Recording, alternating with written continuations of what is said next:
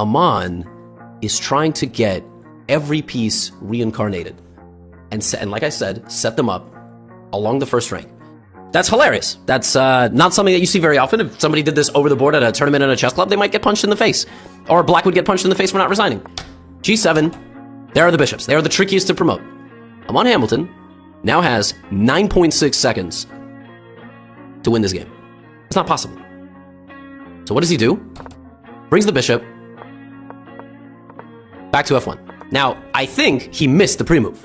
I think he was trying to go to d3. Now the bishop has returned to the home square. This was obviously inefficient. He should have gone to b2, but he was trying to pre-move fast. So the bishops are on their home squares, and now here comes the g-pawn. He makes a queen, and promptly puts the queen back on the home square. He now has 8 seconds. How's he going to do that? How's he not going to stalemate? Now he plays... he plays knight d4. Okay. Knight e2.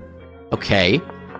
Okay. 4 of the pieces are on the home rank. Now look at his time. Every move, 0.1. King goes to c4, so the queen cuts this off. It would have been actually more resilient for black to stick around here, but black gets cut off.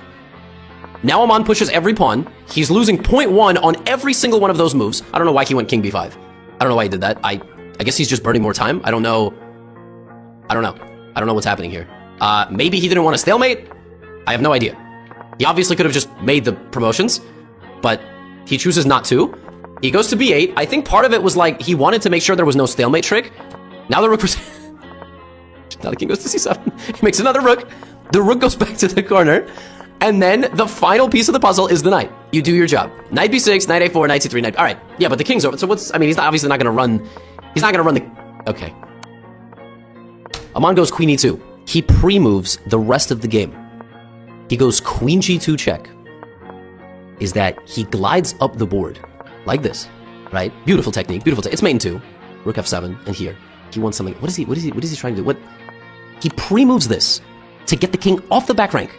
Then he pre-moves this in 0.1 seconds. How did he even know that? Then he pre-moves this. He pre-moves this move so that the king can come to the 6th rank. Then he cuts off the king on the 7th rank. The only legal move in this position is king c6. I don't even know how he did that, because in this position, black didn't have to pre-move this. You know, he could have gone to c6 and then b6. I'm not even sure it matters. Now he plays rook d6. It didn't matter where the king was, because the king has to go to c5. It's the only move. King c5. Now he plays queen c7. King b4. There's mate in 197 different ways here, but he doesn't play it. He plays rook d... Why rook d2? The only legal move is king b3, but he plays rook h2, because the only legal move is to go back to b4. Now AMAN goes back to the home rank. What is he doing? Because now the king's only legal move, once again, is to go to b3.